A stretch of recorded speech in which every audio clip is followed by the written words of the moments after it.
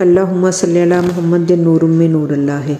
حضرت ابو ہریرہ روایت کرتے ہیں کہ ایک شخص رسول اللہ کی خدمت اقدس میں حاضر ہوا اور عرض کیا کہ یا رسول اللہ، میں نے اپنی بیٹی کا نکاح کر دیا ہے اور اسے اس کے خاوند کے پاس بھیجنا چاہتا ہوں، میرے پاس کوئی خوشبو نہیں، آپ یہ کچھ عنایت فرمائیں۔ آپ صلی اللہ علیہ وآلہ وسلم نے ارشاد کیا کہ میرے پاس موجود نہیں، کل صبح ایک چوڑے منہ والی شیشی اور کسی درخت کی لکڑی میرے پاس لے آنا۔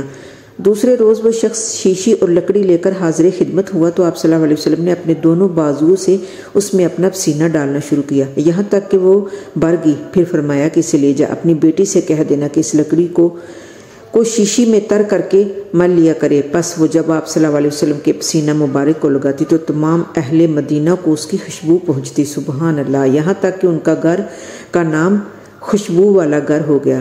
سبحان اللہ، سبحان اللہ۔